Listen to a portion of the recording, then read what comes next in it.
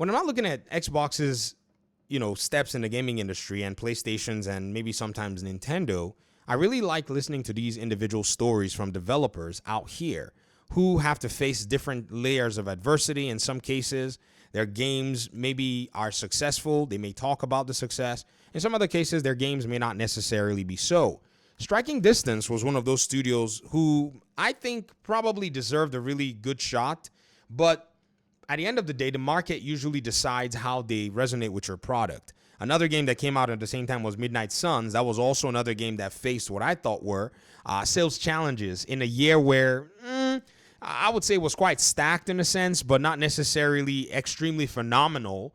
But still, the market was always going to, dip its hand further into the live service jar. So even though you could make a remarkable game, there were still so many things that needed to be done, like good marketing, a genre that probably would be one that is, a broad range, all of these little things.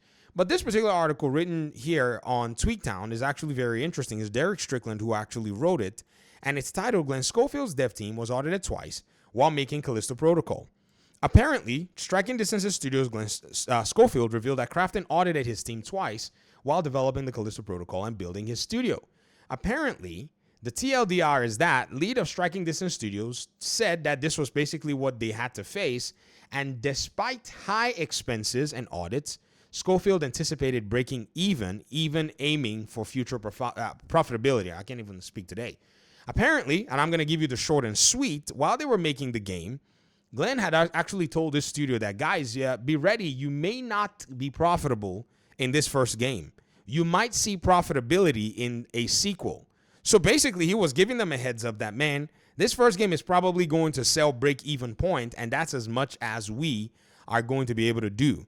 Now, the games business is where this missive is gotten from, this short piece, and that is Christopher Dring's podcast. He is really raking in all of the interviews that he can get. It's insane. So Schofield explains, my last game, my last place, they audited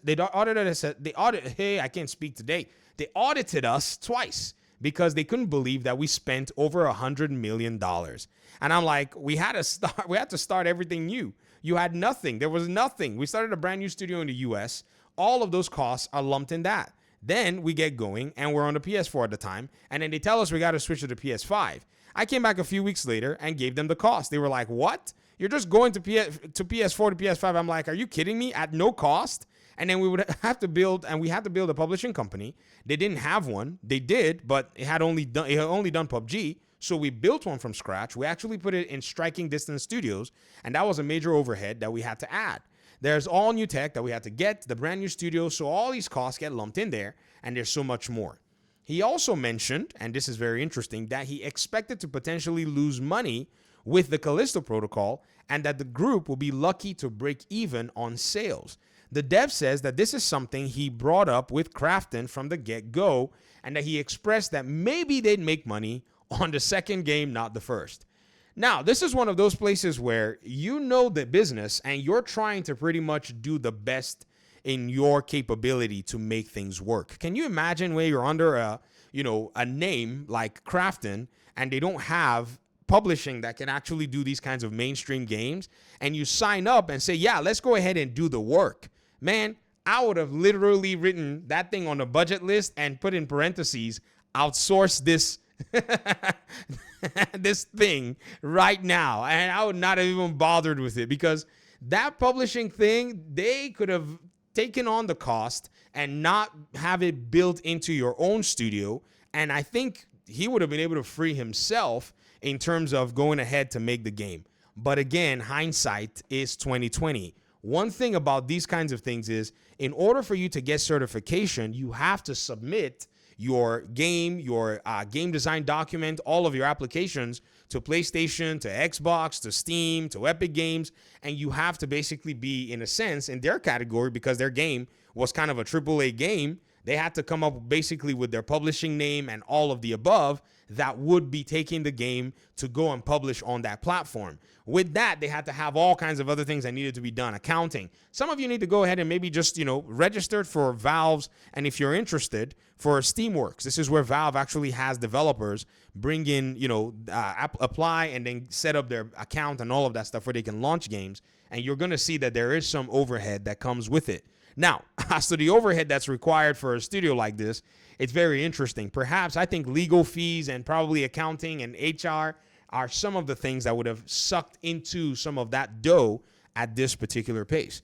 So what I think right now, ladies and gentlemen, is as we're looking at these stories, and I wanted to cover this story for a specific reason, it gives you a very interesting look into what it takes to actually make these games. This is basically something that I can always tie to my primary missive on this channel, which is that exclusivity from a third-party sense doesn't make any sense. Imagine spending $100 million. Now, this game was not exclusive, and it still struggled, by the way. It launched on everything, right? So, again, the quality of your game is the biggest thing ever. But then the second piece is being able to capture an audience even when you go ahead and launch your title.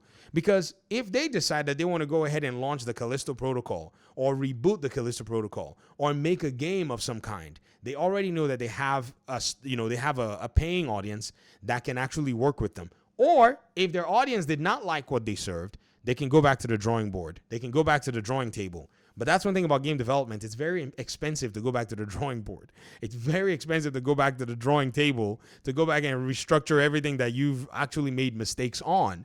It's costly. It's costly as heck. And when they said $100 million for this game, over $100 million, you got to think about, that $100 million is investor money. Think about $200 million. Think about $300 million. Think about possibly $400 million, like Concord and all this other stuff. I mean, it's insane. So this is one of the reasons you also see a lot of, publishers right now dialing back on exactly what it is that they're, making in terms of video games. I look at Obsidian and they basically set their expectations in a realistic way. It's not like everybody else who wants to make a crispy, shiny game, which Callisto Protocol was one of those cinematic, shiny games. You could tell production was not cheap. Technology was not cheap to make a game like that, but they decided they want to go ahead and make it anyways. But with a game like that, the cost that you incur is insane. So everybody now needs to start cutting their coat differently, where that you can actually go back to the drawing board with strong information, not information that is expensive to get, information that is literally YouTube worthy, cheap. That's what I think is going to be the next phase of success in the gaming industry when it comes to these developers, development teams, and publishers being able to appeal outside of the live service side. The live service side also has its own cutthroat piece. It's also very interesting. Everything about it is just so wild. But I think this story really does highlight something that is quite critical across the board when it comes down to it. Glenn Schofield's, story is not unique to many, developers and, studio heads and studio leads. However, he's one of the few that's willing to actually go out there and say stuff. And I'm sure that there are other studio leads who are probably saying, yep, as he's talking and saying, say it louder. But this is the enterprise of game development. Let me hear your thoughts in the comment section. Thanks so much for watching the video. I appreciate you guys' time and audience. Let's talk in another video. Peace out.